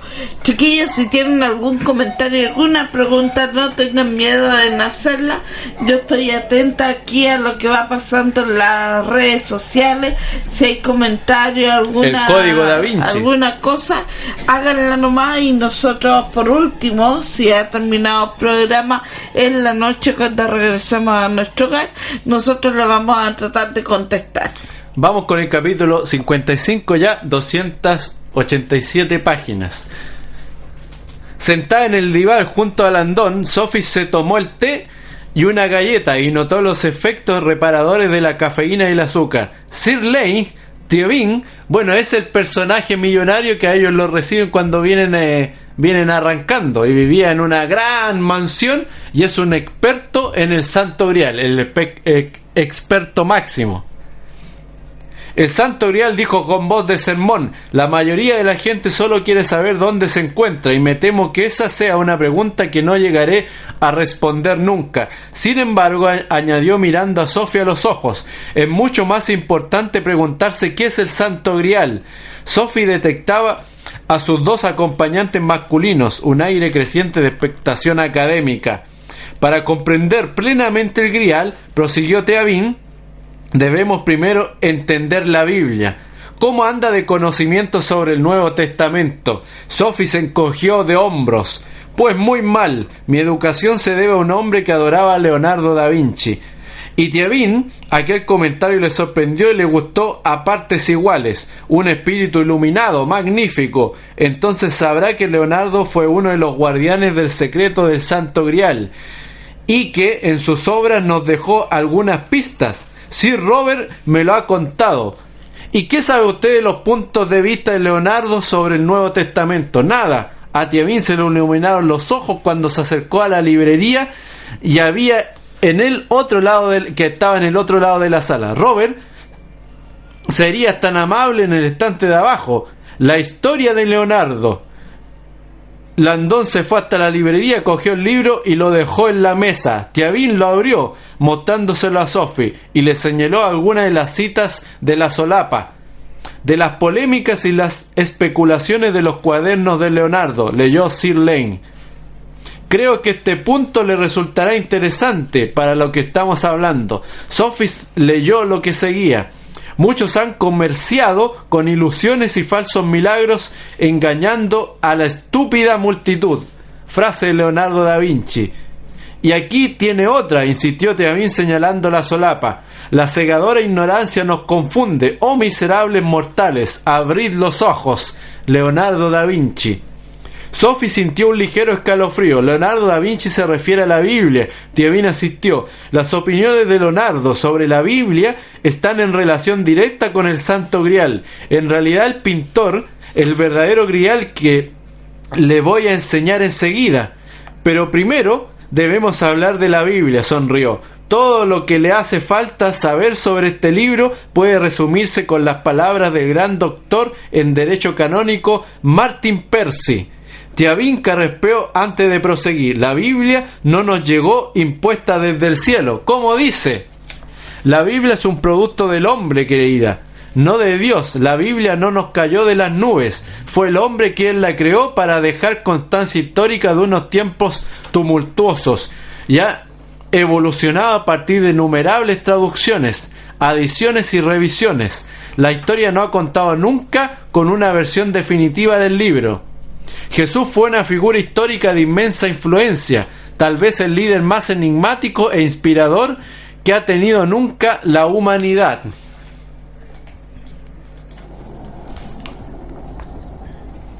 En tanto que encarnación mesiánica de las profecías, Jesús derrocó a reyes, inspiró a millones de personas y fundó nuevas filosofías.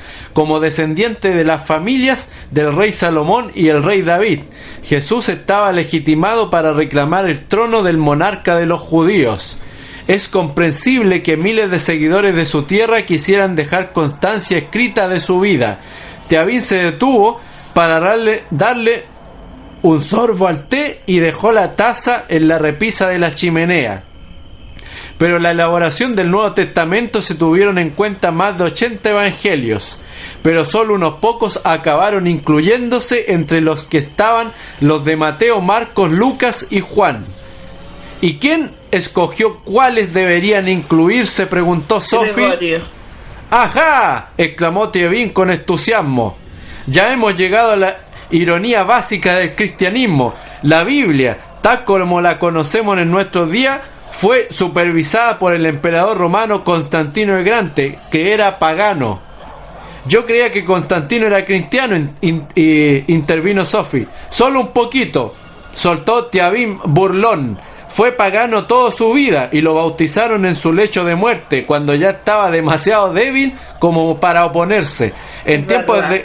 En tiempo de Constantino, la religión oficial de Roma era el culto al sol invictus, el sol invencible, y Constantino era el sumo sacerdote, por desgracia para él.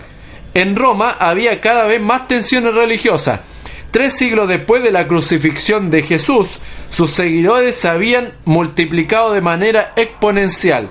Los cristianos y los paganos habían empezado a guerrear, y el conflicto llegó a tal extremo que amenazaba con partir el imperio en dos.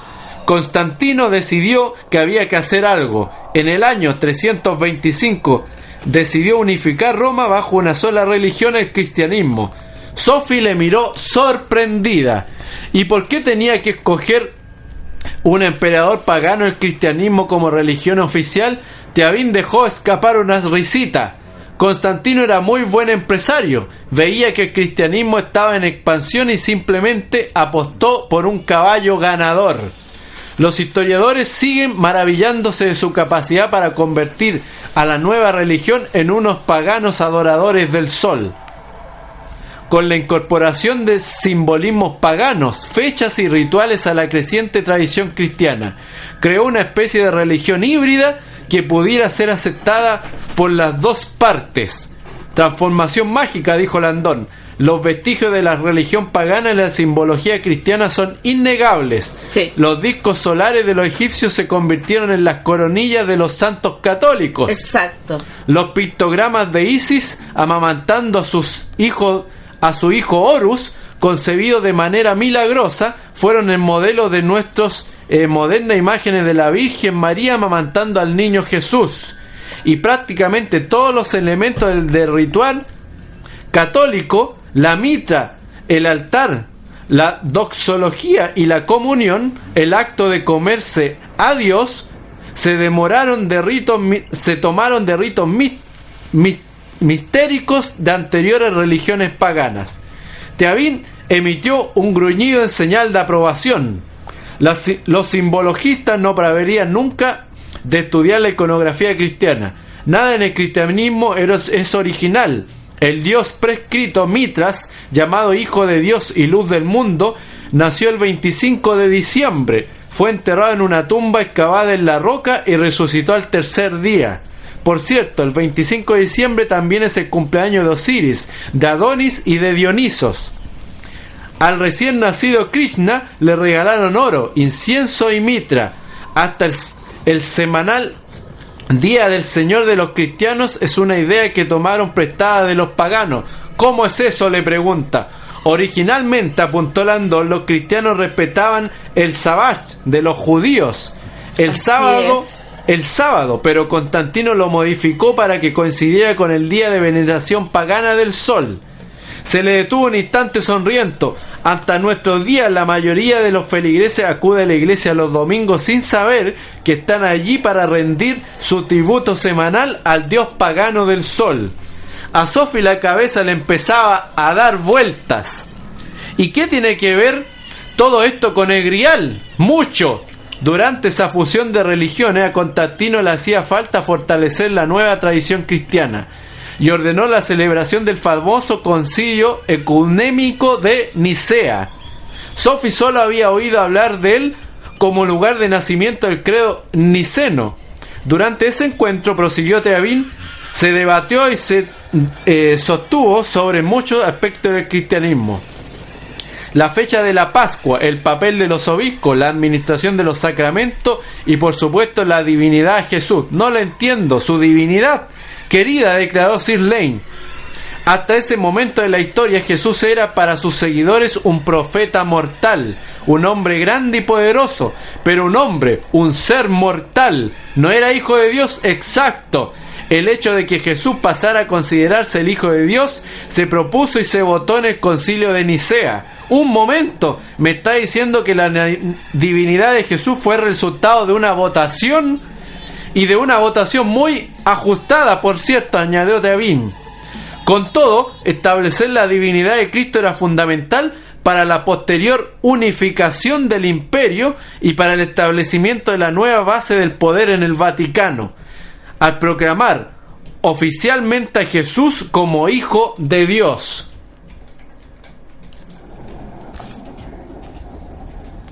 Constantino lo convirtió en una divinidad que existía más allá del alcance del mundo humano, en una entidad cuyo poder era incuestionable.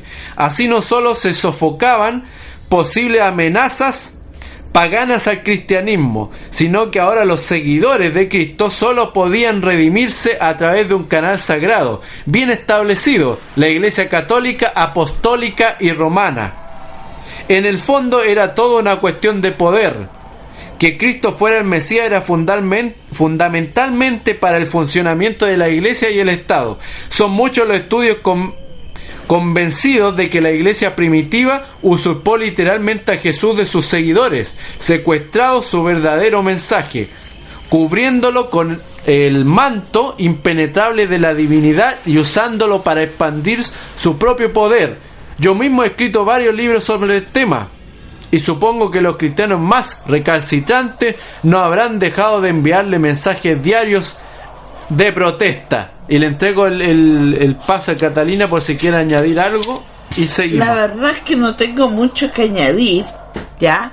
El libro lo deja bastante claro. Lo deja bastante claro. En ese sentido, Don Brown se la jugó. Y es por eso que el libro no podía salir bastante bien, a pesar de que ficciona algunas partes, justamente con el propósito de hacer esta novela. Liviandad en el escrito. Claro, también. Pero en esta parte él dice las cosas más o menos como tienen que ser. A todo esto le vamos a dar un saludo a Yoya Bravo también, que se une a nuestras transmisiones, y a Teresa Espósito también ahí, que estuvo de invitada en esta radio precisamente.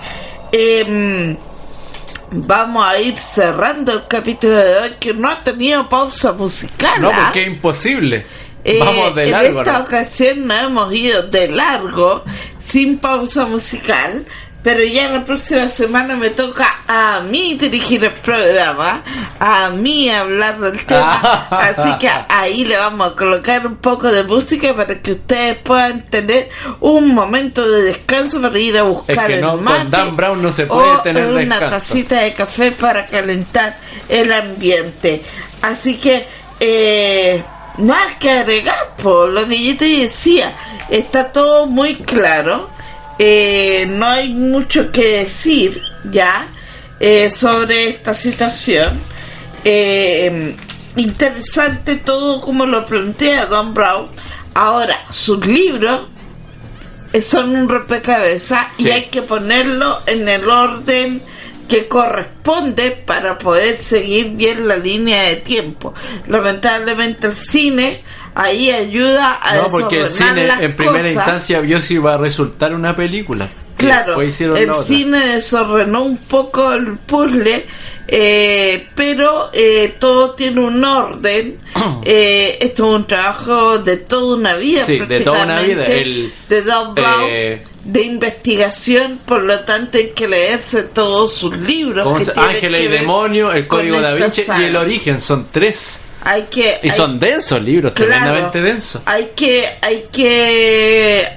tener plata y paciencia y tener bibliografía para poder consultar, para darse cuenta del de que el hombre no miente, el hombre no miente que se dio para poder hablar de estos misterios que están repartidos por todo el mundo, y por supuesto Chile no es la excepción.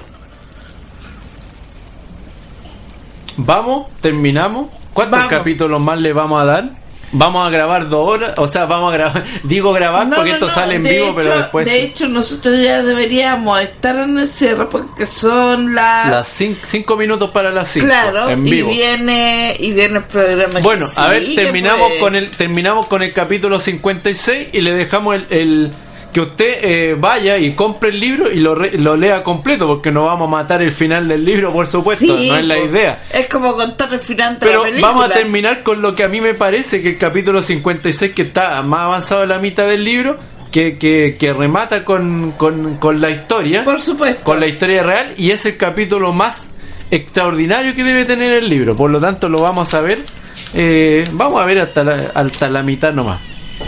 Sophie se quedó mirando a Tiavin un buen rato antes de volverse hacia Landon. El Santo Grial es una persona, una mujer de hecho. A juzgar por la expresión de Sophie, se daba cuenta de que no entendía nada. Recordaba que su reacción la primera vez que oyó aquello había sido similar, hasta que entendió la simbología que había tras el Grial. La conexión femenina no se le hizo clara. Al parecer estaba pensando en lo mismo. Robert, tal vez este sea el momento de que el experto en simbología intervenga, ¿no te parece? Se acercó a un pequeño escritorio, sacó una hoja de papel y la puso frente a Landon. Este se sacó una pluma del bolsillo. Sophie, ¿te suenan los símbolos modernos para expresar lo masculino y lo femenino? Dibujó el masculino, el círculo con la flecha hacia arriba, y el femenino, un círculo con una cruz invertida. Claro, pues no son los originales, añadió sin inmutarse. Mucha gente da por sentado erróneamente que el símbolo masculino nace de la combinación de un escudo y una lanza, y que el femenino representa un espejo que refleja la belleza. Pero en realidad su origen es muy antiguo y se remonta a los símbolos astronómicos,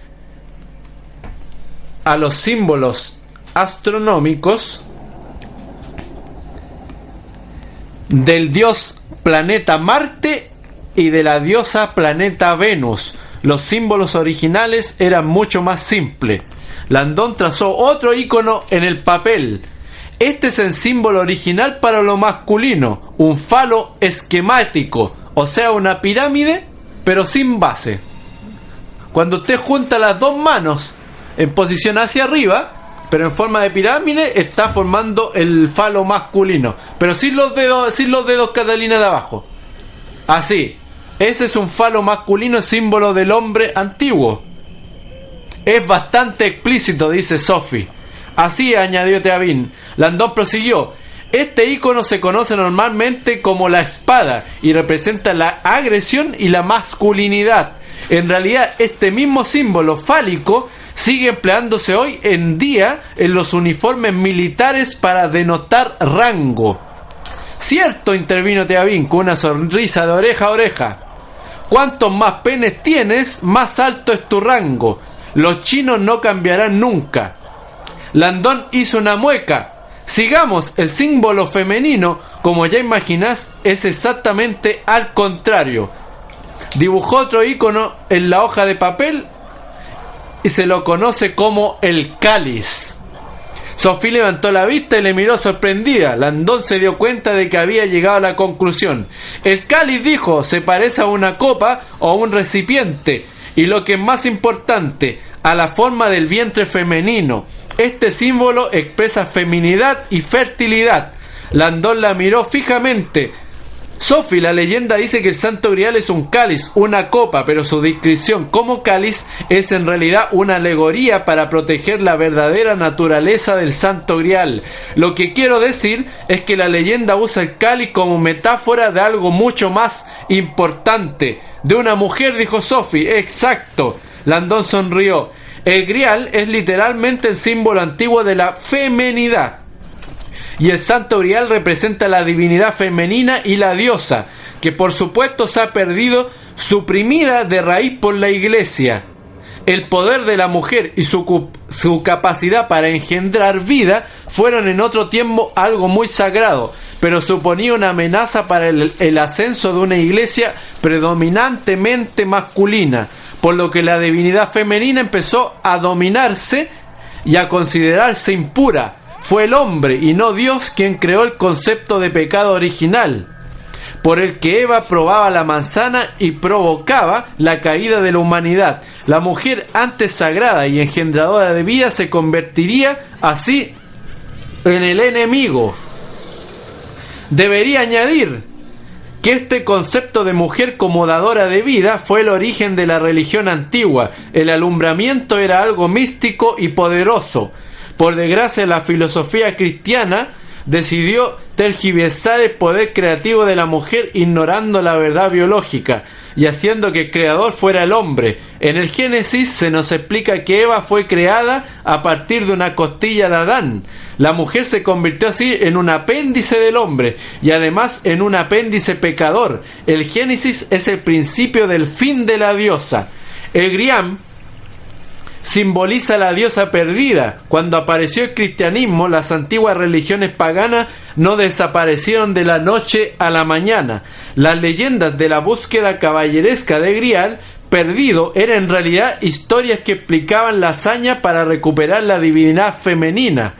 Los caballeros que decían ir en busca del cáliz hablaban en clave para protegerse de una iglesia que había subyugado a las mujeres, prohibido a la diosa, quemado a los no creyentes y censurado el culto pagano a la divinidad femenina. Y con eso terminamos la revisión de lo que serían estos 3 capítulos del Santo Grial, Catalina. Mire, yo te voy a explicar.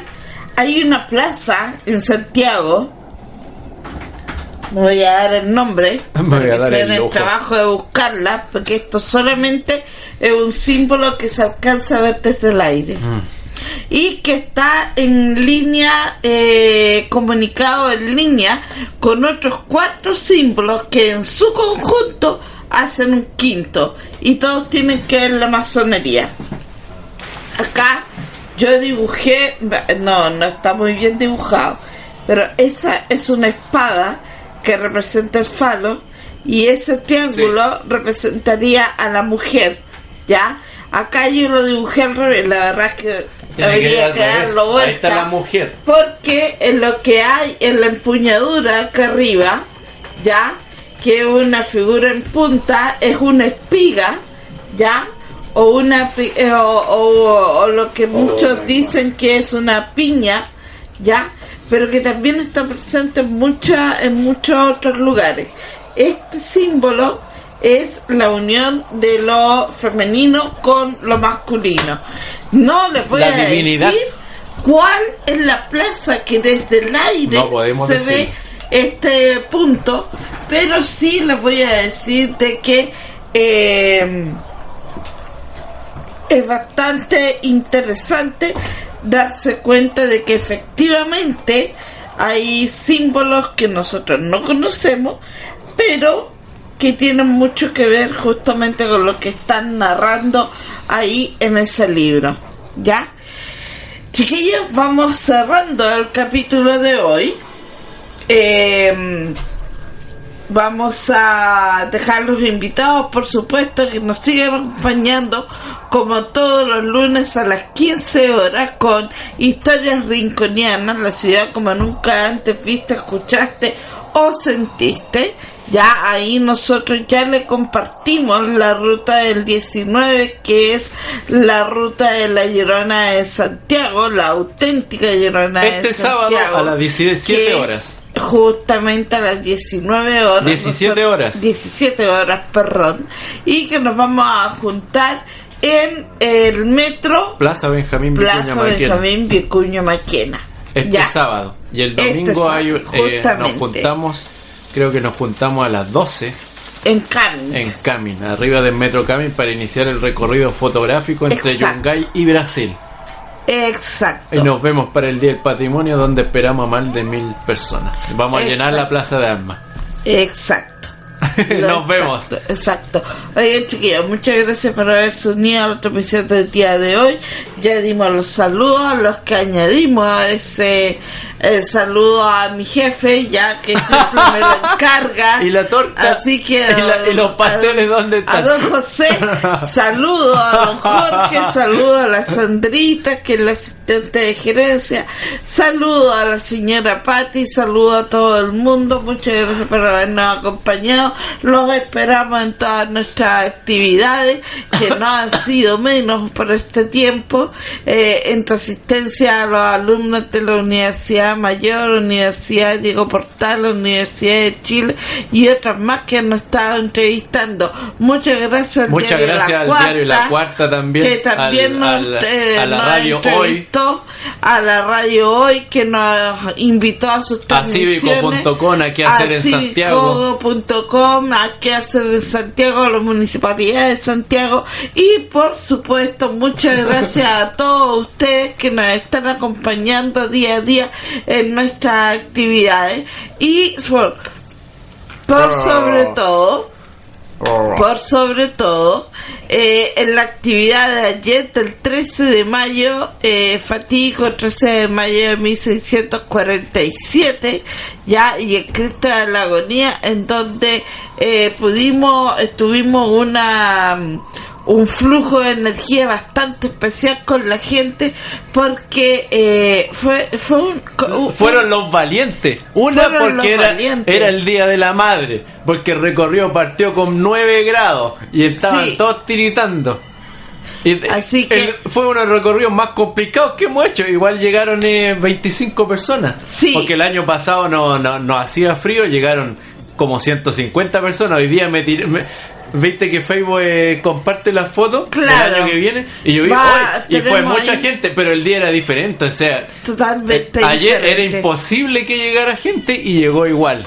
Así que y nos llegaron unas cartas escritas, pero muy bellas, con agradecimientos. Ojo que nosotros como patrimonial chileno, y quizás por el compromiso desinteresado que tenemos con la población, una misión, es que nosotros hemos estado recibiendo a gente de fuera de Santiago que viene solo y exclusivamente para estar con nosotros de en Temuco, nuestra ruta de Magallanes, de recorramos, que nosotros también nos jugamos con un estreno de ruta que la vamos a repetir más adelante cuando mejore el clima, primavera, yo creo, que es Beatriz Ahumada, la auténtica, que preguntaron después las otras personas que no pudieron venir. Exacto, así que la vamos a repetir a Beatriz Ahumada, una ruta bastante interesante que como ya les decía, vino gente de fuera de Santiago justamente para conocer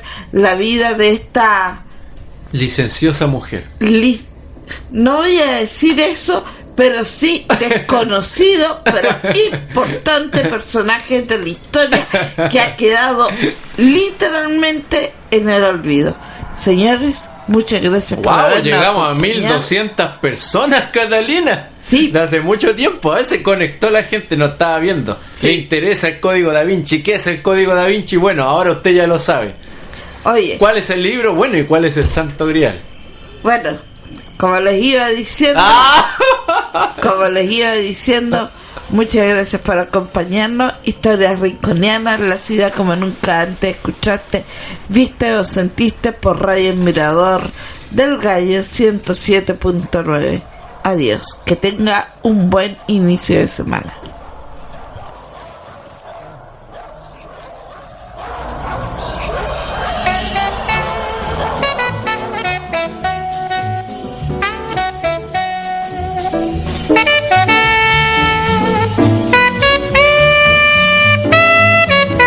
Buenas tardes, amigos de la radio El Mirador del Gallo, en la cresta del dial 107.9 Santiago de Chile, con su programa Historias Rinconianas con Catalina Choff y Manuel Venegas.